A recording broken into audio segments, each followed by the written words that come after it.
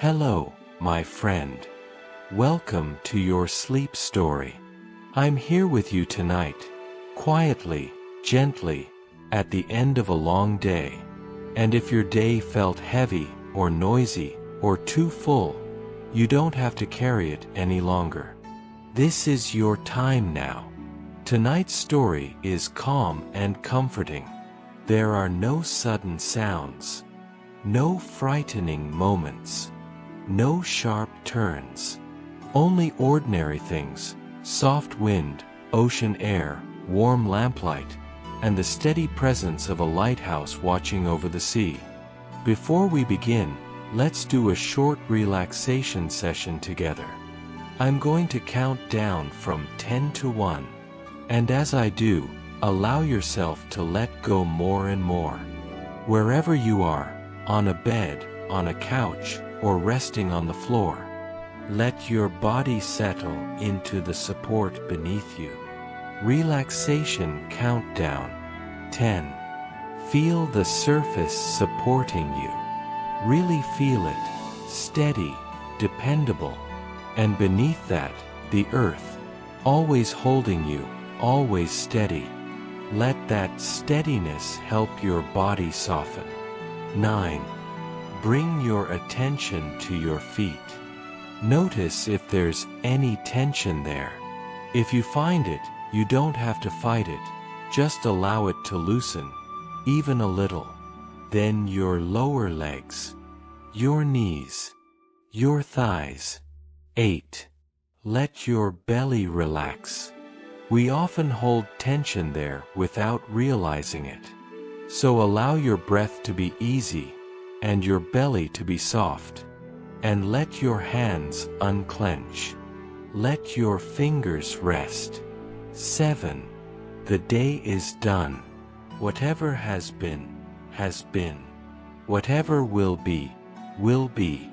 If thoughts arrive about the past or the future, you don't need to push them away. Just notice them, and let them drift like clouds across a night sky. 6. Let your shoulders drop, your neck soften, your jaw loosen. You don't need to hold yourself together right now. You are safe here. 5. Allow your face to soften, the space around your eyes, your forehead, your cheeks. And if it feels good, take a slow breath in and let it out gently. 4. A quiet gratitude, if you like. For shelter, for warmth, for this moment of rest, for the simple fact that you've made it through the day. 3. Now begin to engage with your imagination. Imagine a coastline at night, a wide, peaceful ocean, and a tall lighthouse standing calmly above the waves. 2. Feel into your body one more time.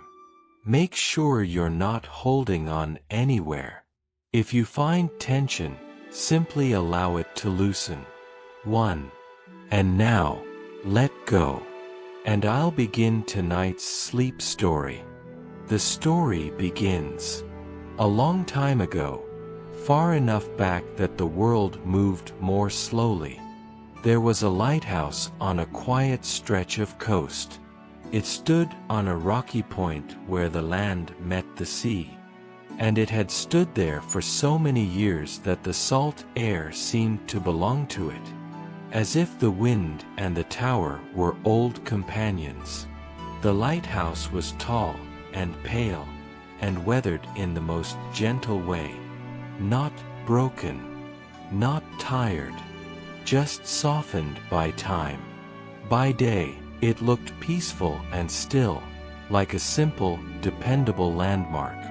And by night, it became something else entirely. At night, it became a promise. A warm eye turning over the dark water. A steady beam sweeping the sea. Not hurried, not anxious, just doing what it had always done. And tonight, Our story belongs to the person who kept that promise alive. The lighthouse keeper. His name, though very few people said it out loud, was Elias. Elias was not young, and not old. He was somewhere in the middle, the way a calm evening can be somewhere between day and night. He lived alone in the keeper's cottage at the base of the lighthouse. A small, sturdy house built to withstand wind, rain, and long winters. The cottage had thick walls, a little porch, and windows that glowed softly when the lamp was lit. Inside, everything was simple and familiar. A kettle, a worn wooden table, a chair by the fire, and shelves lined with practical things: oilcloth, tools, folded blankets. Elias had a routine, and his routine was the kind that makes the mind grow quiet. He woke early, when the sky was still pale. He brewed tea. He checked the weather. He listened to the sea. Not the dramatic kind of listening. Just the natural attention that comes when you've lived near the ocean long enough to understand its moods. Some days the sea was smooth, like dark glass. Other days it rolled and sighed, the waves folding in on themselves like slow breath. And sometimes, on stormy nights, the ocean reminded the world how strong it could be. But even then, Elias did not fear it. He respected it. Because respect is calm. And calm is what he carried. On most evenings, as the sun lowered into the horizon, Elias prepared the lighthouse for night. He moved through the tower with steady steps, climbing the spiral staircase that curved upward like a slow thought. The air inside the lighthouse always smelled faintly of salt and metal and old stone. And as he climbed, his hand rested lightly on the railing. A small gesture of familiarity. At the top, the lantern room waited. Glass windows all around, showing the sea in every direction. Showing the sky, wide and open.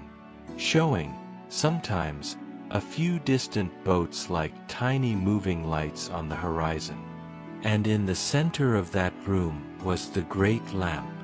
It was not a modern thing. It had weight. It had history. Elias cleaned the glass with patient care. He checked the mechanisms. He polished the brass until it caught the lamplight in warm, quiet gleams. Then, when the hour arrived, he lit the lamp. And the lighthouse woke. The beam moved out across the water, slowly sweeping, left to right, right to left, as dependable as breathing. And Elias, for a moment, would simply stand there and watch it. He didn't think of it as heroic. He didn't think of it as extraordinary. To him, it was just what needed to be done. And there was something deeply comforting about that. Because the sea could be unpredictable. But the lighthouse was not. The lighthouse was steady. And Elias helped it stay steady. On the particular night our story begins, the weather was gentle. Not bright, not clear, but gentle. A soft fog hung low over the water. And the air was cool with the first signs of autumn. The sky was a deep, sleepy gray. And the wind moved slowly, as if it didn't want to disturb anyone. Elias had finished his evening tasks early. He had lit the lamp. He had checked the shutters. He had made sure the oil was filled, the tools were in place, and the lantern room was clean. And now he was back in the cottage, standing at the stove with a small pot of soup warming on low heat. The cottage was quiet except for a few familiar sounds. The gentle tick of a clock, the soft hum of the kettle, and, beyond the walls, the distant hush of the sea. Elias set the table for one. A bowl, a spoon, a slice of bread. He sat down slowly, and allowed himself to eat without hurry. Outside, the lighthouse beam continued its steady sweep. Inside, the soup steamed in the bowl. And for a while, the whole world felt like it had slowed down to match the rhythm of that light. After dinner, Elias washed the bowl and cup. He dried them with a cloth that had grown soft from years of use. He hung the towel back on its hook. And then he did what he often did on quiet nights. He opened a small notebook. It was his log. Every lighthouse keeper kept a log. Weather, visibility, any ship seen, any unusual sounds. Elias wrote neatly, not because anyone demanded it, but because the act itself was calming. The pen scratched softly on paper. The words formed slowly. Fog, low and steady. Wind mild. Visibility moderate. Lamp functioning well. Then, after a pause, he added one extra line, something he didn't always write. Sea calm. Night quiet. He closed the notebook. And as he did, he noticed something else. A sound, very faint, beneath the wind and the sea. At first it was so subtle he wasn't sure it was real. A soft, irregular tap. Not like rain. Not like branches. More like a small, cautious knocking. Elias stood still for a moment, listening. The sound came again. A gentle tap, and then another. From the front door. He did not feel alarmed, only curious, because curiosity, too, can be quiet. He walked to the door at an unhurried pace. He placed a hand on the latch, and before opening it, he took a slow breath, the way he always did, as if to meet whatever the world offered with calm. Then he opened the door. Cool, salty air moved in softly. Fog curled along the porch like pale smoke. And there, on the doorstep, sat something small and unexpected. A seabird. Not large. Not dramatic. Just a small, tired bird with damp feathers. Its body tucked in close to itself for warmth. It looked up at Elias with round, quiet eyes. And in that moment, something gentle shifted in the night. Elias did not speak. He simply crouched down slowly, careful not to frighten it.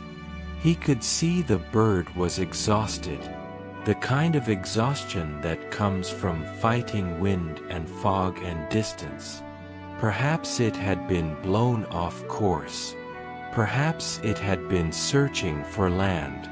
And somehow, in the dark, it had found the warmest place it could. The lighthouse keeper's door. Elias felt a soft compassion rise, simple and calm. He stood again and stepped inside for a moment, returning with a small cloth. He placed it gently on the porch, close enough to offer comfort, not close enough to threaten. Then he went back inside and returned with a shallow dish of water. He set it down slowly. The bird watched him, blinking, and after a long, quiet moment, it leaned forward.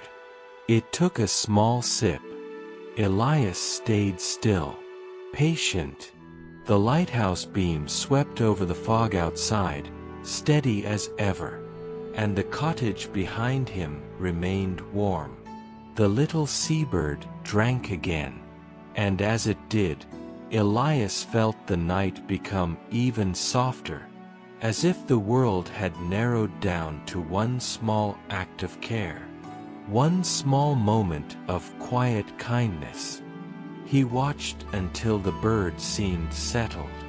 Then, carefully, he opened the door wider, just slightly, and stepped back. A simple invitation. No force. No urgency. The bird hesitated, and then, with slow, cautious movement, it hopped forward, into the warmth, into the calm, into the steady, safe light of the lighthouse keeper's home. Elias closed the door softly behind him. The cottage became warmer again, as if the walls themselves knew how to hold comfort. The little seabird stood just inside, still and uncertain, its damp feathers clinging close to its body, its small chest rising and falling in careful breaths. Elias kept his movements slow. He didn't want to startle it. He didn't want to make the world feel loud. So he simply walked to the hearth and lifted the poker, adjusting the coals with a gentle, practiced motion. The fire brightened slightly. A soft orange glow spread across the room, catching the edges of the wooden table, warming the stone near the fireplace, making the cottage feel like a small lantern of its own. He set the poker back where it belonged, then moved to a cupboard and took out a small towel, clean, dry, and worn soft. He folded it once, and then, on the floor near the hearth, but not too close. He placed it down like a small bed, a quiet offering. The seabird watched him. Elias returned to the shallow dish of water and placed it a little closer now, just close enough that the bird wouldn't have to travel far. Then he did one more simple thing. He took a small tin from the shelf.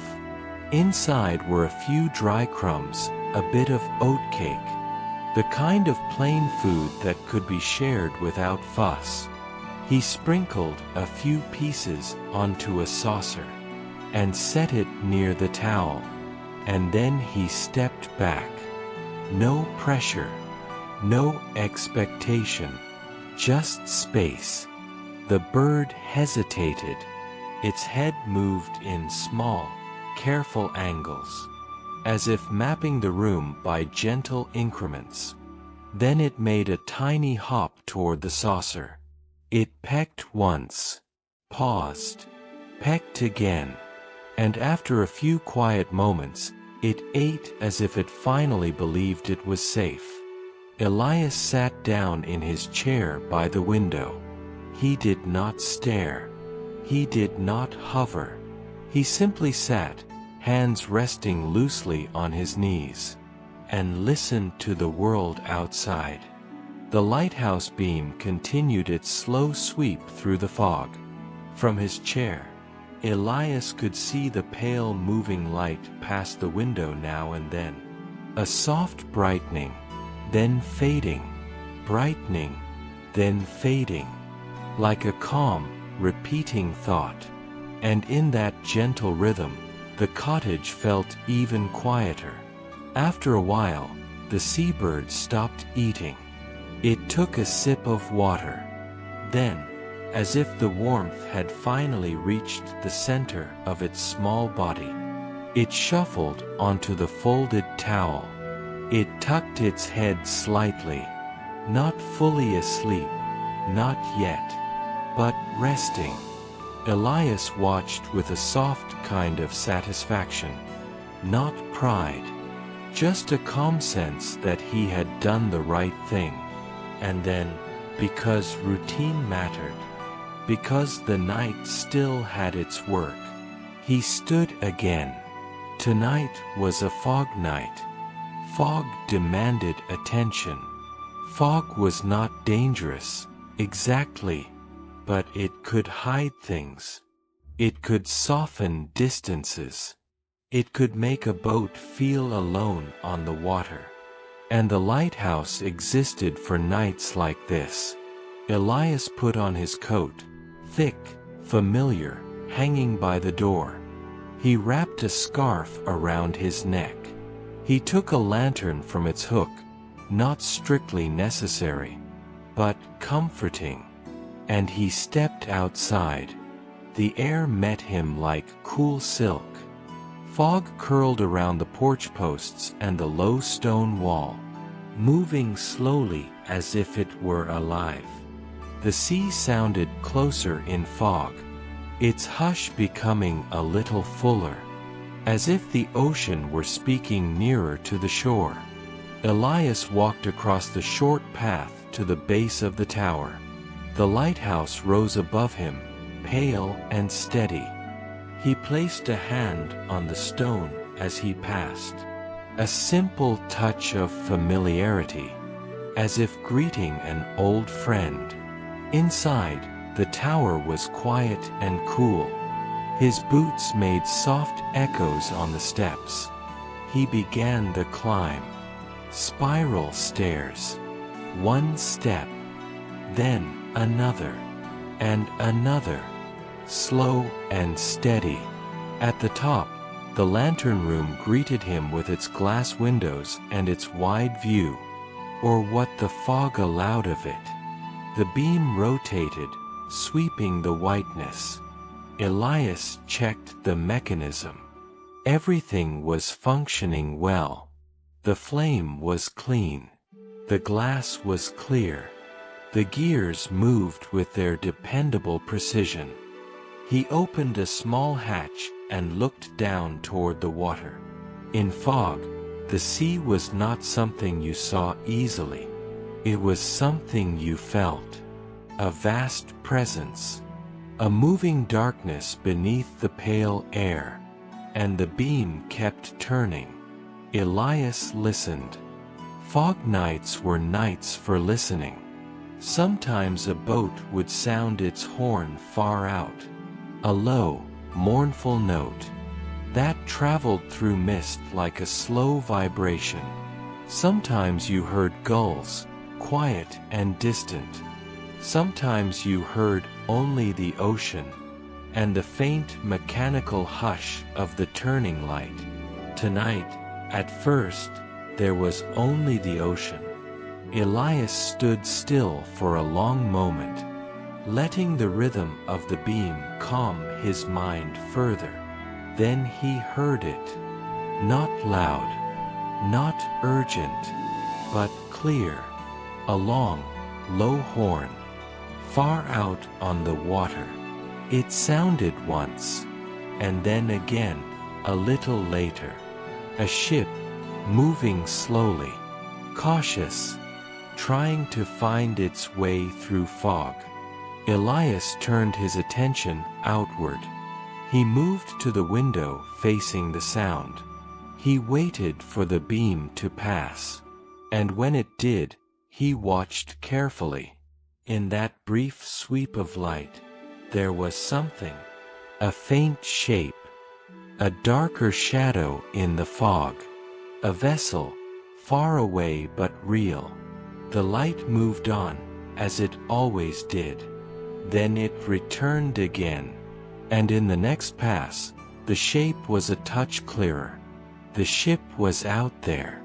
Safe, for now. But fog could confuse even the experienced. So Elias did what lighthouse keepers had always done. He ensured the light remained steady. He checked the lens again. He adjusted the flame by a small, precise amount. Not because it was failing, but because he wanted it perfect. Then he went to the speaking tube, an old device connecting the lantern room to the cottage below. He spoke down into it softly, as if speaking might disturb the night. Fog horn. Down below, there was no reply, not immediately.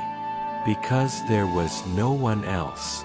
It was simply a habit, a reminder, a note to self. Elias smiled faintly at his own routine. Then he turned to the cabinet on the wall and opened it. Inside was a brass instrument, simple and old, used for signaling from the lighthouse when visibility was low. Elias lifted it carefully. He stepped to the open vent, and he sounded a gentle warning. Not harsh, not startling. A measured note, carried outward into the fog. It wasn't loud enough to shake the world. It was simply clear. A steady presence. A companion to the beam. He waited. A moment.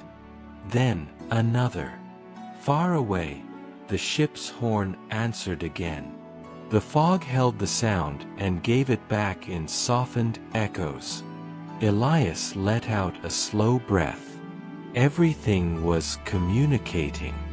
Light, sound, sea, and somewhere out there, a captain would see the beam, hear the signal, and know where the shore lay.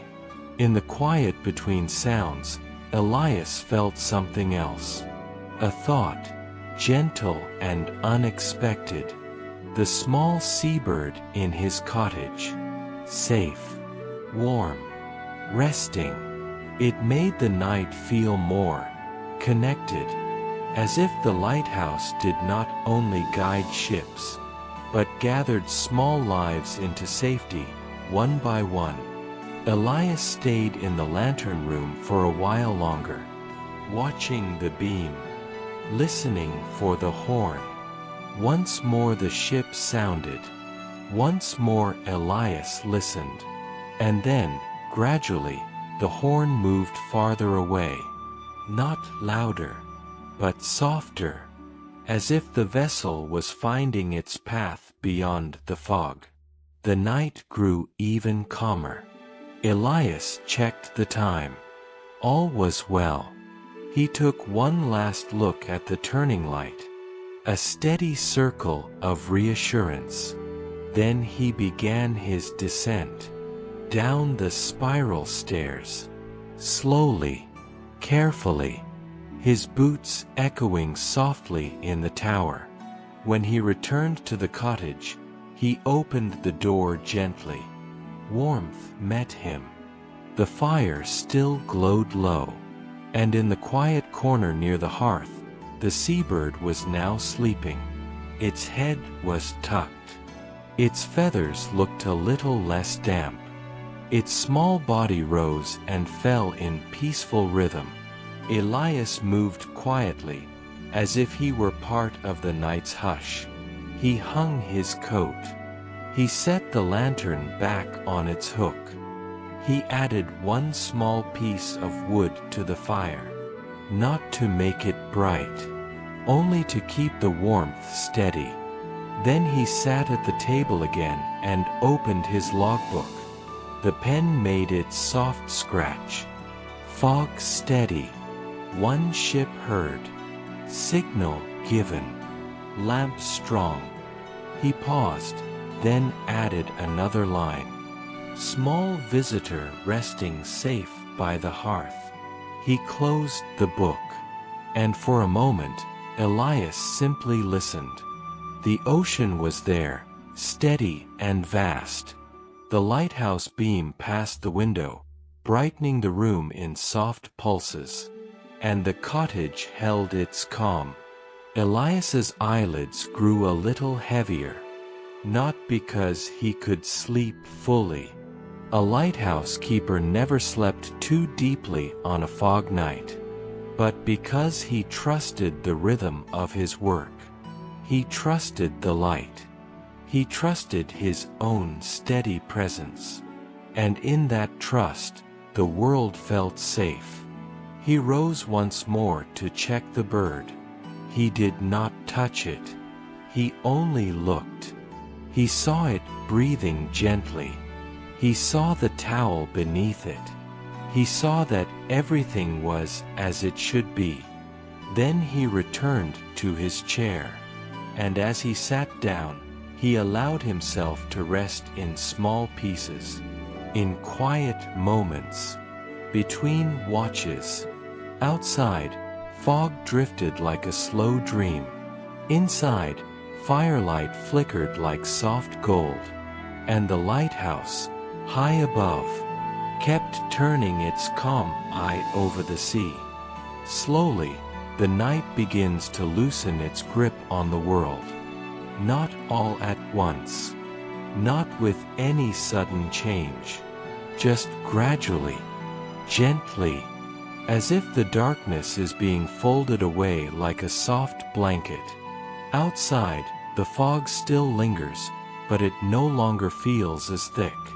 The air has that early morning hush, the kind that makes even the ocean sound calmer, as though the sea is speaking in a lower voice so no one wakes too quickly. High above, the lighthouse beam continues its steady sweep for a while longer. But now, each pass of light feels softer against the paling sky.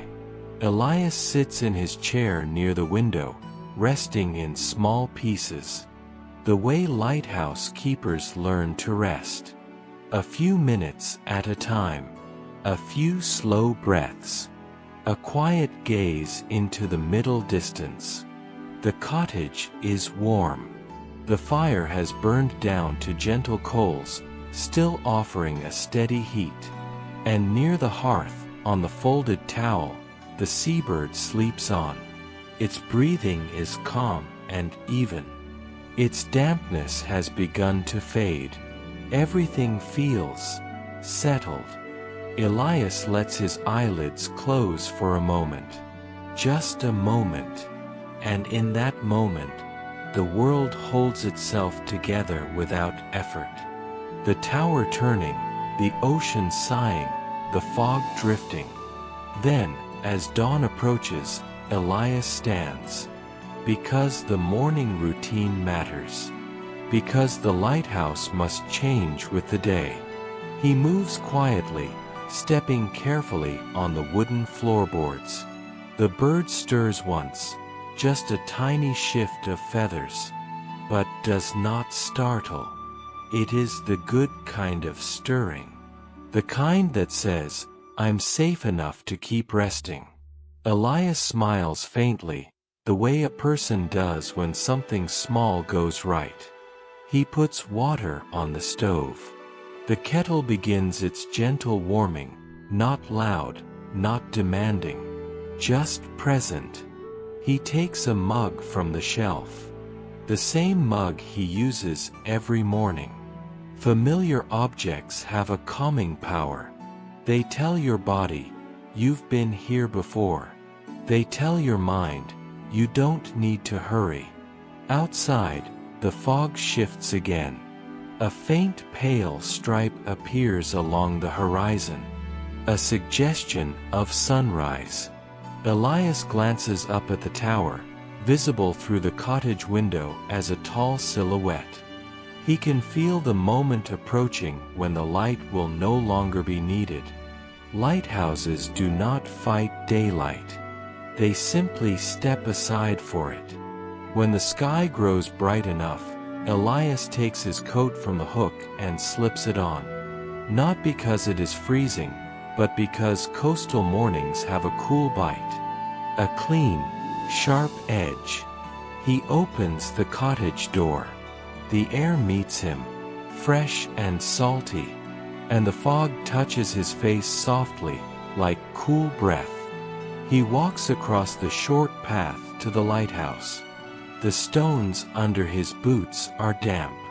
The grass at the edge of the path holds tiny beads of moisture, catching the first hints of dawn.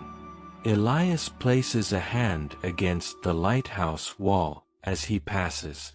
That small, familiar touch again. Inside, the tower holds its quiet coolness.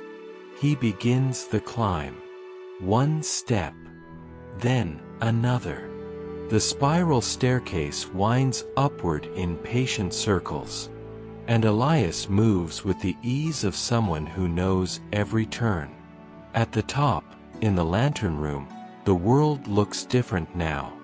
The fog has thinned enough that shapes begin to return. A darker line where sea meets sky, the suggestion of rocks below. The pale distance opening slowly like a sleepy eye.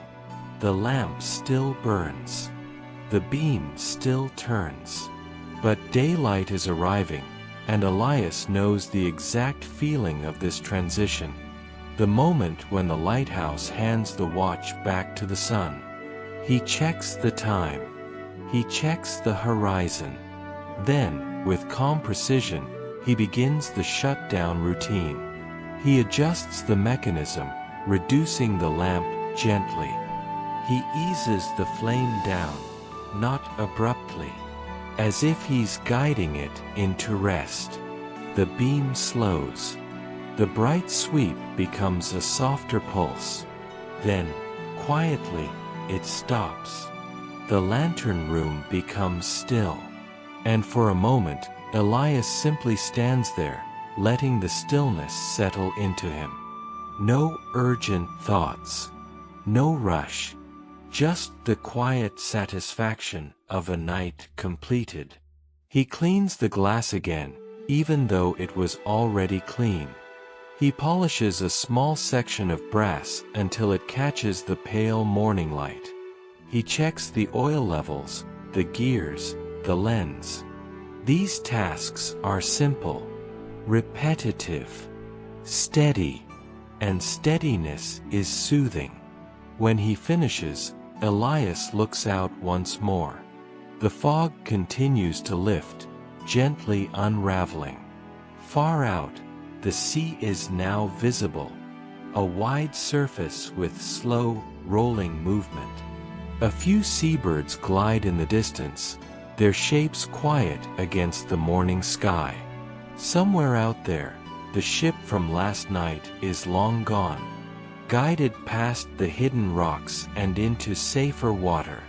Elias feels no need to imagine details. It is enough to know the light did its work, and now the day can begin. He starts his descent down the spiral stairs again, slowly, steadily, until he reaches the base of the tower and steps back outside. The air has changed. It is still cool, but less heavy. The fog is no longer wrapping the world tightly. It's drifting away, leaving behind clarity. When Elias returns to the cottage, the kettle is ready. The small seabird is awake now. It stands on the towel, looking around. Its feathers are not perfectly dry yet, but they're better. Less clumped. More alive. The bird blinks at Elias. And this time, its gaze feels different. Less frightened. Less uncertain. More present. Elias moves gently, as he always does. He pours hot water into his mug. The steam rises.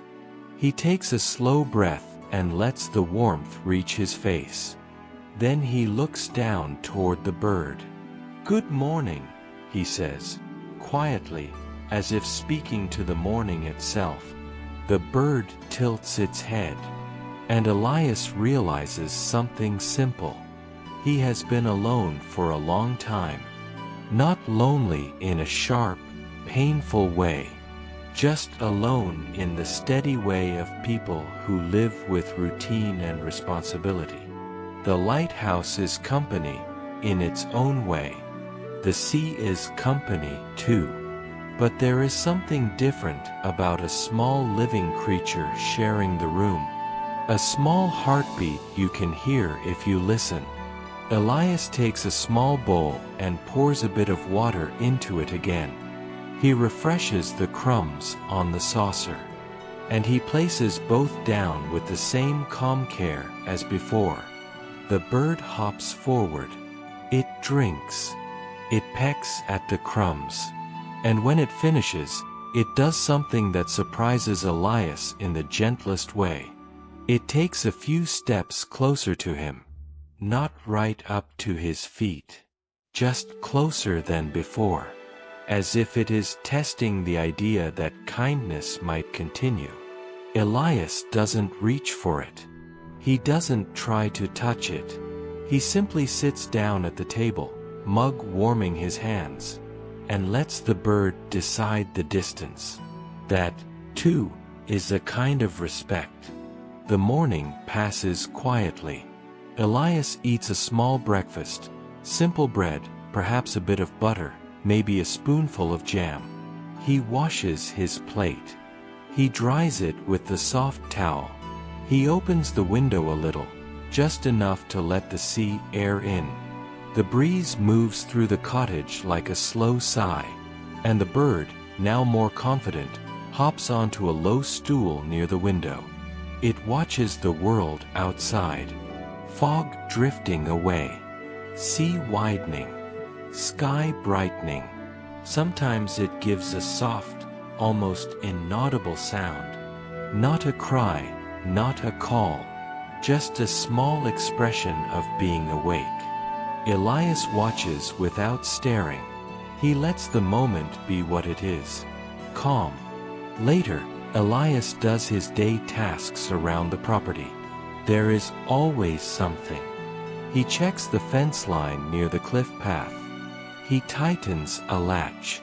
He collects a few pieces of wind-blown seaweed from the steps. He sweeps the porch with slow, steady strokes. The broom makes a soft brushing sound. Back and forth. Back and forth. Like the lighthouse beam had been. Like breathing. And inside, the bird remains in the warm cottage, resting between small movements. Now and then, Elias steps in to glance at it. Each time, it looks a little better. A little more upright. A little more sure. And sometime around late morning, Elias makes a small decision. He takes a wooden box from a shelf, an old crate lined with a clean cloth. He places it near the hearth, not too close, just warm enough. A place of safety. A place of rest. Then he looks at the bird again and thinks, as people do, about names. Not because the bird needs a name, but because naming is a way of welcoming something into your world. Elias doesn't want a dramatic name. Nothing grand. Something simple. Something that belongs to this coast. He thinks of the fog. He thinks of the sea. He thinks of the way the lighthouse stands steady through every kind of weather. And gently, almost to himself, he says, "Misty." The bird blinks. Elias smiles faintly. "Misty," he repeats softly, as if speaking the name warms the air a little more. The bird makes a small movement, a tiny shuffle of feet on cloth, and settles. And that is enough. The day continues. The fog clears almost entirely now, leaving the coastline crisp. Sunlight touches the rocks in pale gold. The sea looks wide and calm, moving in slow, steady patterns. Elias carries the logbook to the table and writes again. Not hurried. Not forced. Just calm. Morning. Fog lifting. Lamp extinguished. All mechanisms functioning. Then, after a brief pause, he adds, "Misty resting. Eating and drinking. Strength returning." He closes the book. And he sits by the window again. In the distance, he can see a small fishing boat moving along the coast. Slow, purposeful. He can hear faint gull calls outside, higher now in the clearer air. And inside, the cottage feels like a small pocket of peace. Elias sips his tea. Warmth spreads through him. The bird shifts in its cloth-lined box and tucks its head for another rest. And Elias thinks, in a very quiet way, about the lighthouse. How it stands there, day after day, night after night. Not demanding attention. Not asking for praise. Simply offering guidance. Some people think guidance has to be loud. But the lighthouse teaches a different lesson. Guidance can be steady. Guidance can be quiet. Guidance can be patient. It doesn't chase ships. It doesn't shout. It simply shines. And Elias, sitting in the soft daylight, realizes something else. He has been a little like that lighthouse himself. Not loud. Not dramatic. But steady. Reliable. Present. And perhaps that is enough. Perhaps that is more than enough. The afternoon becomes softer. The sun slides slowly across the sky. Shadows lengthen in gentle ways. Elias prepares a small meal again, something simple, something warm. He keeps the cottage calm. He keeps the world quiet. And Misty, small, tired, safe, rests and gathers strength. As evening approaches, the air cools slightly. The sea changes color, turning deeper, more blue-gray. And Elias knows the night will come again. The lighthouse will need its light again. The routine will continue, steady, soothing, dependable.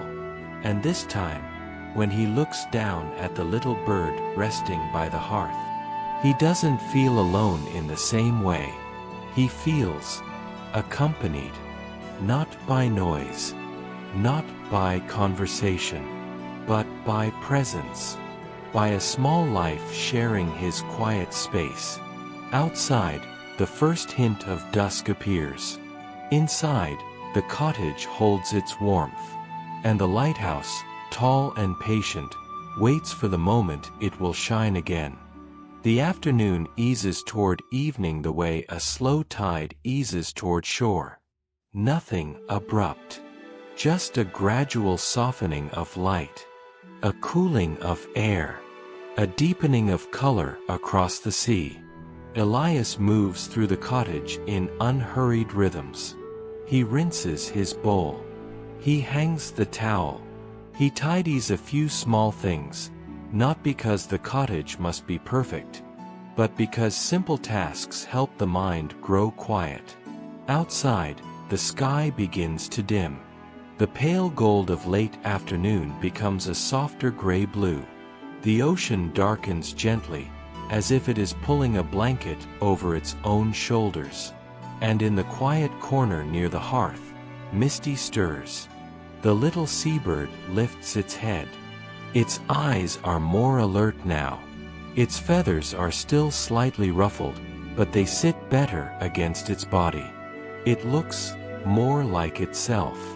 Elias notices, and something calm settles in his chest. That quiet relief you feel when you see something small recovering. He doesn't rush toward the bird. He simply kneels near the box and sets down a fresh dish of water. Then he places a few crumbs of food, just a little. Misty hops out, drinks, pecks.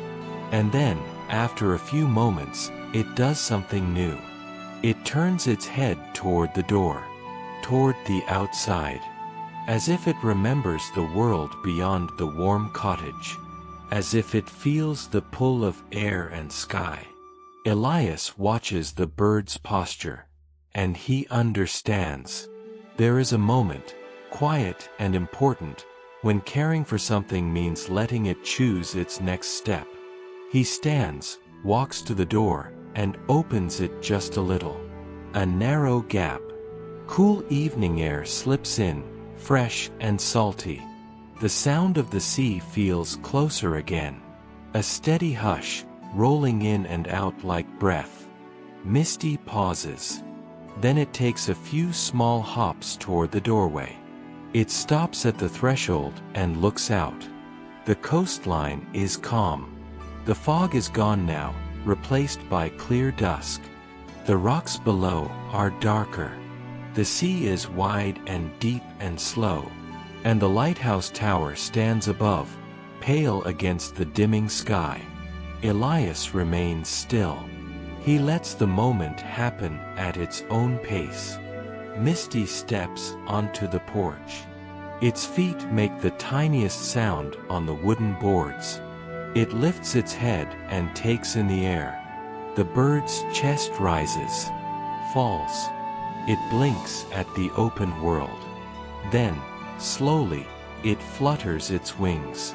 Not a full flight, just a test, a gentle stretch. Elias watches with a soft smile. Because it's a good sign. It means strength is returning. The evening grows a shade darker, and with that darkness comes the familiar knowledge. It's almost time to light the beacon again. Elias steps out onto the porch too, but he doesn't crowd Misty. He stands at a respectful distance, looking toward the tower. The lighthouse has a way of calling him without words. A quiet responsibility. A steady rhythm. He takes a slow breath in, and lets it out. Then he speaks, softly, almost as if talking to the sea. Time to wake the light. He goes back inside for his coat. The air has cooled enough to make him glad for it. He slips it on, wraps his scarf, and takes the lantern from its hook. Then he returns to the porch. Misty is still there. Now the bird has moved to the edge of the porch rail, looking outward. Elias doesn't try to keep it inside. He doesn't try to hold it back. He simply offers one last small kindness. He places the dish of water on the porch near the wall, and a few crumbs beside it. A final provision. A quiet goodbye that isn't really a goodbye yet. Then Elias walks toward the lighthouse. The path is familiar beneath his feet. The stones are cool now. The grass holds the last hints of daylight. He reaches the base of the tower and rests a hand against the stone, feeling its steady solidity. Then he steps inside. The tower welcomes him with cool air and silence. He begins the climb. One step, then another. The spiral staircase curves upward like a calm thought turning in circles. As Elias climbs, the world grows quieter in the way it does when you move higher above the ground. At the top, the lantern room is dim now, waiting. The windows show the sea becoming dark. The horizon line softens, and the first stars, just a few, begin to appear. Elias sets the lantern down. He checks the mechanism. He checks the lens. He checks the oil. Not hurried, not anxious, just calm, practiced care. Then he lights the lamp. At first, it is only a glow, small, warm, contained. But the glow grows. It gathers itself. And then, slowly, the lighthouse wakes. The beam stretches out, reaching into the darkening air. It turns. Left to right. Right to left. A calm sweep. A steady promise returning to the world. Elias stands with his hands resting loosely at his sides. He watches the beam move across the water. He listens to the ocean below, and he feels that quiet satisfaction again. The feeling of a task done well. A few minutes pass. Then Elias makes his way back down. His steps echo softly in the tower. When he steps outside again, the air feels colder. Not harsh, just crisp. And the lighthouse beam moves above him in slow circles, washing the ground with soft light every time it passes. Back at the cottage, he sees Misty still on the porch. The bird is calm. It tilts its head upward when the beam passes overhead. The light touches its feathers for a brief moment. A pale shimmer. And then moves on. Elias stands at the doorway and watches quietly. Misty takes a few steps along the rail. Then it pauses, as if listening. Perhaps it hears other birds out in the darkness. Perhaps it feels the pull of its own instincts returning. It flutters its wings again. This time, a little stronger. A little steadier. Elias doesn't move. He doesn't speak. He simply gives space. And then, in a moment that feels as gentle as a breath, Misty lifts off. Not dramatically. Not fast. Just a small, steady rise into the air. The bird circles once above the cottage. A quiet loop. Then it glides toward the rocks and the open coastline. Elias watches without sadness.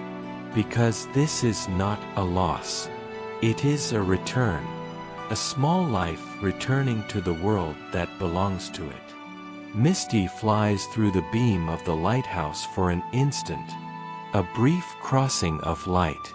And then becomes a dark shape against the sky. Elias follows it with his eyes until he can no longer see it. Then he looks back to the lighthouse. The beam continues its calm turning. Steady. Reliable. Present. And Elias feels something settle inside him. A peaceful kind of completion.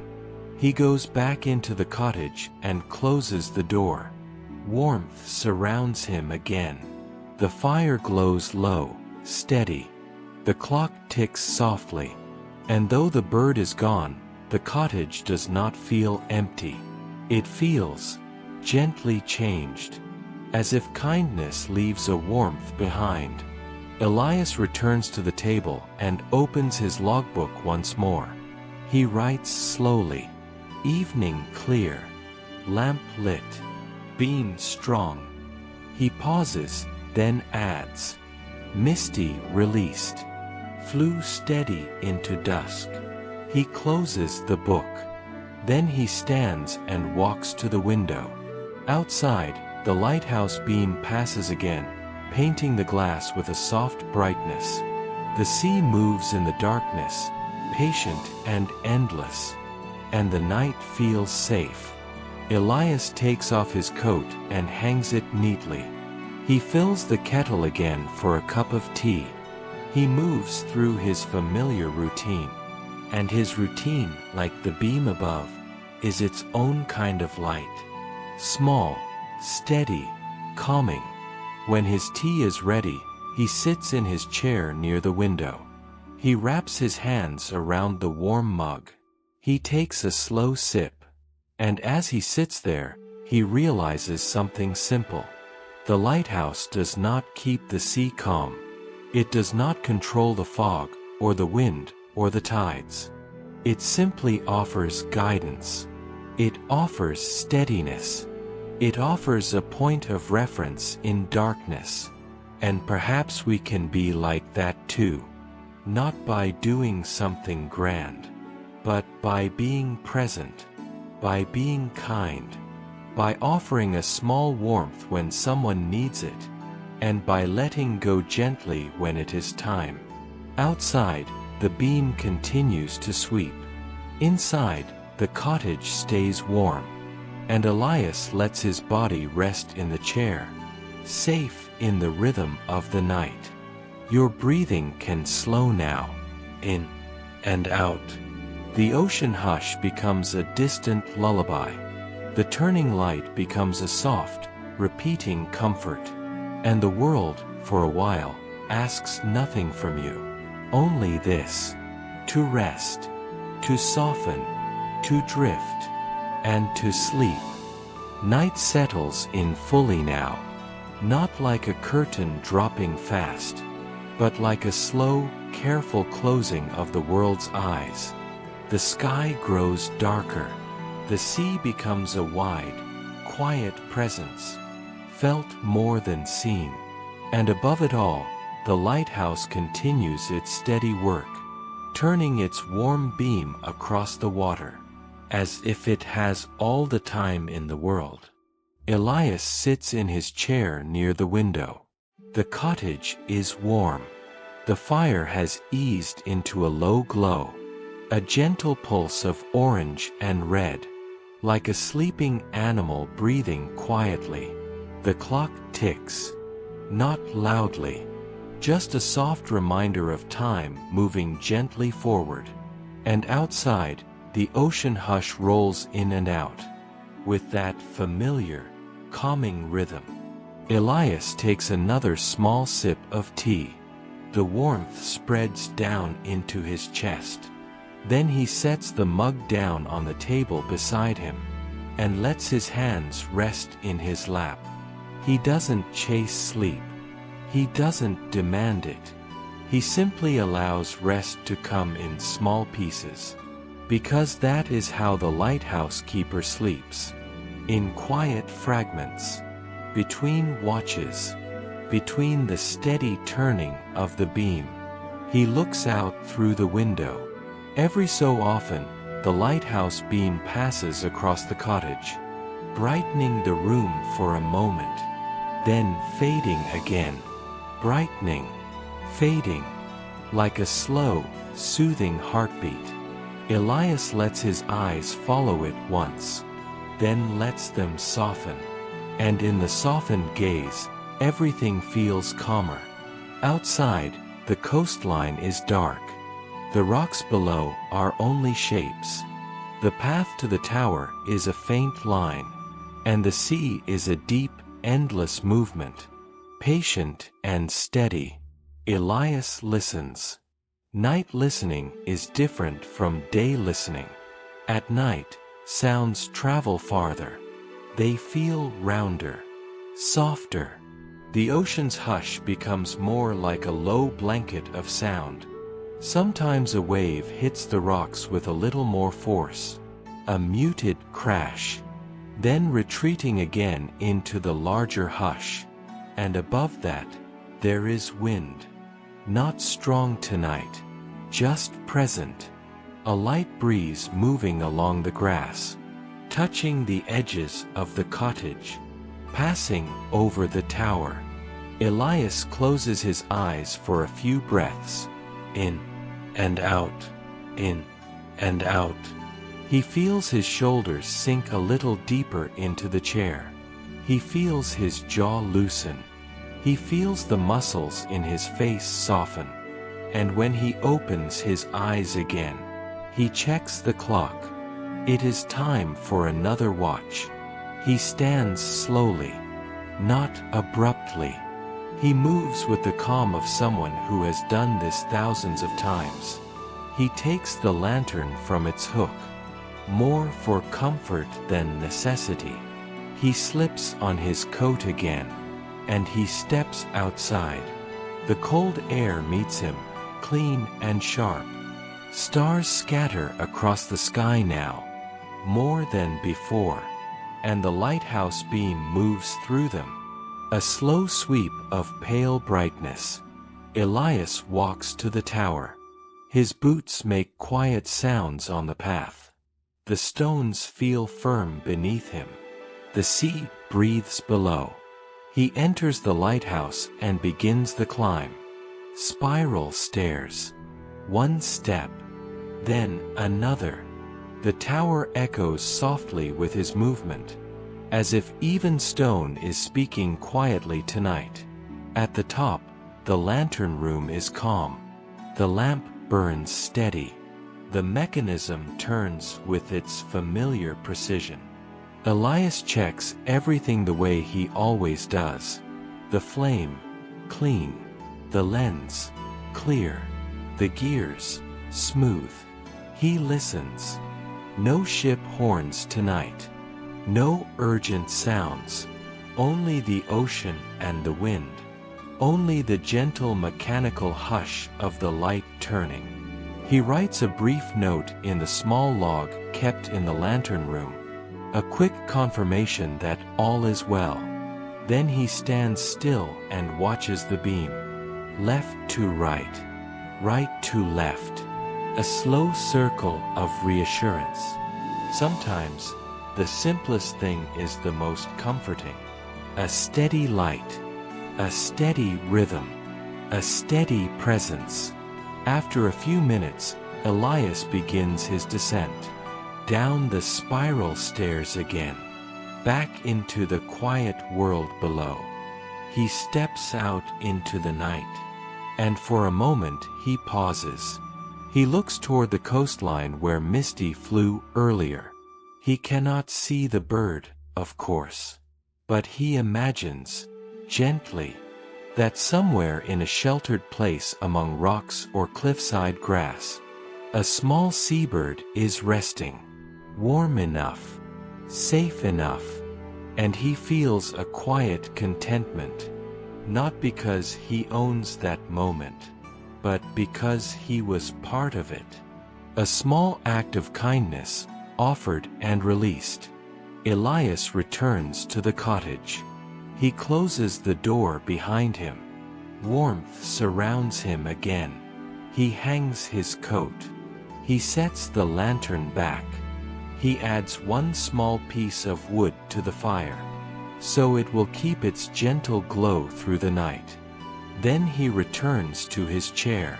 And now, as the night deepens, he allows himself to rest again. The beam passes the window. Bright, then dim. Bright, then dim. And if you like, you can let that pattern become part of your own breathing. As the room brightens slightly, breathe in, and as it fades, breathe out. In and out. In and out. Outside, the sea continues its slow movement. Inside, the cottage stays still. The clock ticks softly, like a metronome for sleep. Elias's eyes grow heavier. He lets them close for longer now. A minute, 2 minutes, a small pocket of sleep. Then he wakes, checks the clock, and rests again. Because the lighthouse keeper's sleep is like the ocean tide, coming in and out, steady and patient. And in those quiet cycles, the night becomes a cradle. Not a space of worry, not a space of doing, just a space of being. You can imagine the lighthouse as you drift. The tall pale tower against the dark sky, the warm beam turning, the steady promise. You can imagine the cottage too, a small pocket of warmth near the shore, a fire glowing low, a chair by the window, a cup cooling on the table, and a keeper resting between watches, safe in the rhythm of his life. There is nothing else you need to do now, nothing to solve, nothing to plan. If thoughts arrive, they can pass like clouds across a starry sky. If the day tries to return, you can let it go again, because the night is holding you. The sea is humming softly, and the light is turning, steady and calm. Your body can feel supported. Your shoulders can drop. Your hands can rest open. Your breathing can slow. In and out. In and out. And as you listen, the lighthouse beam continues its gentle sweep, again and again. Like a lullaby made of light, the ocean hush continues, steady and deep, like a lullaby made of water. And the wind moves softly along the coast, like a lullaby made of air. Everything is quiet, everything is safe, and you can drift now, drift, and soften, drift, and sleep. And now, you don't need to follow the story anymore. You can simply rest. Let the images soften. Let the details blur, as if your mind is gently turning down the lights. If you still hear the ocean in your imagination, let it be far away, steady, and comforting, a wide hush, moving in, and moving out, in, and out, like breathing. And if you imagine the lighthouse beam, you don't need to see it clearly, you can just sense it, a slow sweep of light, passing, and passing again, a quiet reassurance, over the dark sea, over the rocks, over the sleeping shoreline. The world is doing what it does at night. The sea moves, the wind drifts, the stars hold still, and you can let yourself become heavier. Feel the bed beneath you. Feel the softness of the pillow. Let your shoulders sink down. Let your arms rest. Let your hands open gently. Your jaw can relax. The muscles around your eyes can soften. And if you notice any place still holding tension, in your neck, in your chest, in your belly, you can release it the way the tide releases the shore. Slowly, naturally, without force, in and out, in and out. You are safe. You are warm enough. You are held. Nothing is required of you now. Nothing needs to be finished. Nothing needs to be answered. The lighthouse does not rush. It simply turns, again and again. And the sea does not rush either. It simply moves, in and out, in and out. If thoughts appear, you can let them pass like mist in morning light. They can drift across the mind, thin, soft, unimportant. You don't have to step into them. You don't have to do anything with them. Just let them move on. A quiet passing, a gentle dissolving. And if you like, you can imagine you are in Elias's cottage now, not as a visitor who must speak, but as a quiet presence, a calm witness. The fire is low. The room is warm. The clock ticks softly somewhere in the background. And beyond the walls, the ocean hush continues, steady and deep. Every so often, the lighthouse beam passes the window. A soft brightening, and fading, brightening, and fading. And you can let that pattern carry you. As it brightens, you breathe in. As it fades, you breathe out. In and out, in and out. Nothing else. Just this. Just rest. Just gentle rhythm. The night is wide. The coast is quiet. The lighthouse is steady. And you can drift, drift, as if you are floating on calm water, not needing to swim, not needing to steer, simply held, supported, carried, a little farther from the day, a little deeper into comfort, a little closer to sleep.